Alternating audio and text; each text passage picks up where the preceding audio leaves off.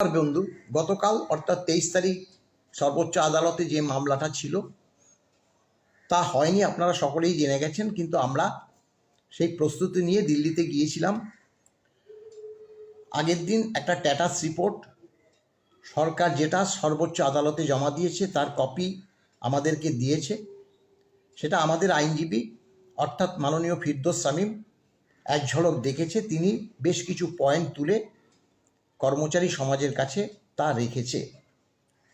আপনারা সেই বক্তব্য তার শুনবেন। তার আগে আমাদের যে মূল কথা, যে WBCPI হারে রাজ্য সরকার যে 605 ইন্ডেক্স ধরে ডিএটা ক্যালকুলেশন করে কর্মচারীদের হাতে যে তুলে দিয়েছেন, যেটুকু যে সরকারি কর্মচারীরা পেয়েছে সেটা অর্ধেকেরও কম। সেটা আমরা বারবার বলেছি। এই 605 ইন্ডেক্স ধরে করাতে শূন্য হয়ে গেছে, বকেয়া মাইনাস হয়ে গেছে। সেটা আমরা মানব না।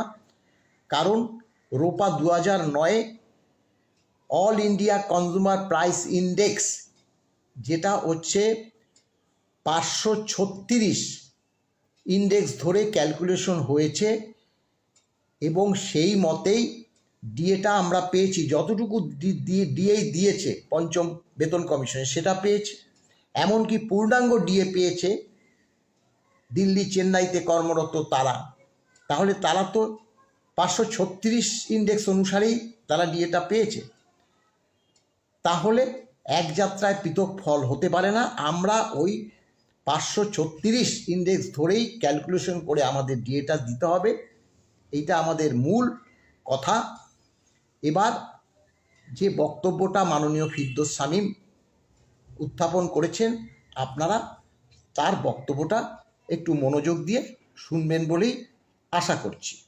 কনফেডারেশন অফ স্টেট গভর্নমেন্ট এমপ্লয়িজের পক্ষ থেকে যে ডিএ সংক্রান্ত মামলাটি করা হয়েছিল, সেই মামলার স্টেট গভর্নমেন্ট স্ট্যাটাস রিপোর্ট দিয়েছে। সেই স্ট্যাটাস রিপোর্ট মোতাবেক সর্বমোট তারা যা এস্টিমেট করেছে 11,983 কোটি টাকা ডিএ বকেয়া। এবং সেই বকেয়া ডিএ পেমেন্টের বিষয়ে তারা মূলত দুভাবে কর্মচারীদের বিভক্ত করেছে। সেটা হচ্ছে 2008 সাল থেকে 19 সালের মধ্যে 2008 সাল থেকে 15 সাল এবং 16 থেকে 19। কেন করা হয়েছে তার কারণ সমস্ত তথ্য তাদের কাছে অ্যাভেলেবল নয় বলেও জানিয়েছেন। তাই তারা কর্মচারীদের দুই ভাগে বিভক্ত করেছেন। 2008 সাল থেকে 2015 সাল পর্যন্ত সমস্ত কর্মচারীদের তথ্য অ্যাভেলেবল নয়, তাই সময় চেয়েছেন। এটা একটা বিষয়। দ্বিতীয় হচ্ছে যে এই 11,983 কোটি টাকা কিভাবে পেমেন্ট করা হবে এবং কিভাবে কতটা পেমেন্ট হয়েছে সেই বিষয়ে তারা সম্পূর্ণ তথ্য দিয়েছেন। যেটা estimated budget of the DA arrears of the then serving employee 2016 থেকে 19 হচ্ছে 5,184 কোটি টাকা। Estimated budget of the DA areas of erstwhile employee for 2016-19 whose pension was disbursed from treasury during the time সেটা হচ্ছে 2,275 কোটি টাকা।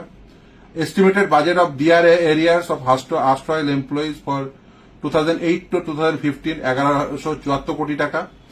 এইভাবে সমস্ত কিছু ভাগ করে দিয়েছেন যে কোন হেডে কত টাকা ডিএ বা ডিআর তাদের পেমেন্ট করতে হবে।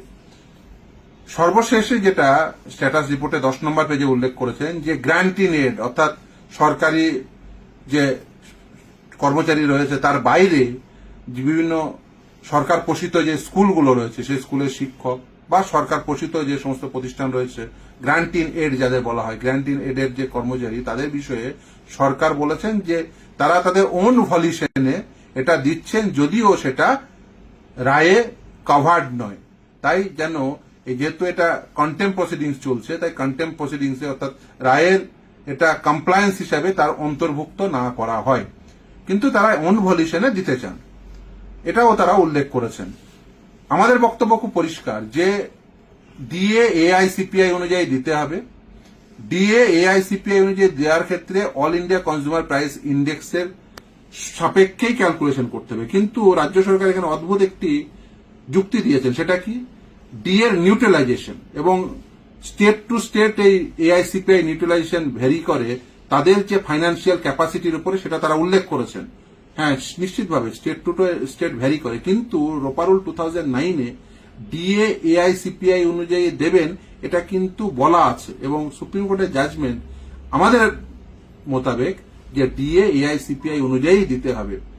এবং আমরা যে মনিটরিং কমিটির সামনে যে সাবমিশন রেখেছিলাম এবং অ্যাজ ওয়েল এজ আমরা রিটেন সাবমিশনও রেখেছিলাম, সেটা আমরা দেখলাম যে সেটা কিন্তু কনসিডার্ড হয়নি। অর্থাৎ ডিএ এআইসিপিআই অনুযায়ী দিতে হবে, ডিএ এআইসিপিআই নিউট্রালাইজেশন অনুযায়ী নয়। কারণ এআইসিপিআই নিউট্রালাইজেশন চাইছেন, যদিও তাদের বক্তব্য এখনো পর্যন্ত যে সমস্ত পেনশনারদের বা যে সমস্ত ইন সার্ভিস সরকারি কর্মচারীদের ডিএ পেমেন্ট করেছে সেটা কিন্তু 100% এআইসিপিআই ধরেই, কিন্তু তারা চাইছেন এই জাজমেন্টের কমপ্লায়েন্সের ক্ষেত্রে 85% নিউট্রালাইজ করা হোক, অর্থাৎ এআইসিপিআই এর 85% ডাটা নেওয়া হোক। আমরা কিন্তু সেটা প্রথম থেকেই বলে আসছি যে না, ডিএ এআইসিপিআই অনুযায়ী দিতে হবে, এআইসিপিআই নিউট্রালাইজেশন অনুযায়ী না।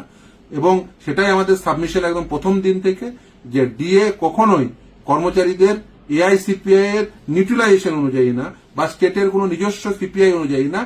রোপারুল 2009-এ নির্দিষ্টভাবে বলা আছে ডিএ এআইসিপিআই অনুযায়ী দিতে হবে, এবং সেই সময়ের একটা বেস পয়েন্টের সাপেক্ষে ক্যালকুলেশন করতে হবে। এবং শুধু তাই না, আমরা এই যে আমাদের যে সাবমিশন ছিল সেই সাবমিশনে আমাদের সেই ক্যালকুলেশন শিটও আমরা জমা করেছি, অর্থাৎ কিভাবে ক্যালকুলেশন প্রতিটি কর্মচারীদের করতে হবে। যাই হোক, আজকে শুনানি ছিল, কিন্তু মহামান্য বিচারপতিদ্বয় আজকে এই বেঞ্চটি ক্যান্সেল করেছেন, তাই আজকে শুনানি হয়নি। নিশ্চিতভাবে আমাদের যা যা সাবমিশন আছে সেগুলো আমরা নিশ্চিতভাবেই বলবো। ডিএ এআইসিপিআই অনুযায়ী দিতে হবে। যদিও রাজ্য সরকার তারা গ্র্যান্টি নেটকে ওন ভলিউশনে দিতে চেয়েছেন, কিন্তু তারা চেয়েছেন যে যাতে এই যে জাজমেন্টের যে কমপ্লায়েন্সের ক্ষেত্রে সে তার অ্যাম্বিটের মধ্যে না রাখে, সেটাও বলেছেন। এবং 85% ভবিষ্যতের পেমেন্টের ক্ষেত্রে 85% নিউট্রালাইজেশন চেয়েছেন, যেটা আমরা মনে করি যে 100% এআইসিপিআই অনুযায়ী দেওয়া উচিত, অর্থাৎ 100% এআইসিপিআই অনুযায়ী দিতে হবে। কিন্তু তারা বলছেন যে আমরা আদিতে যে পেমেন্ট করেছি সেটা 100% এআইসিপিআই অনুযায়ী, কিন্তু ভবিষ্যতে যত পেমেন্ট হবে সেটা যেন আদালত যেন এটা কনসিডার করেন এআইসিপিআই নিউট্রালাইজেশন।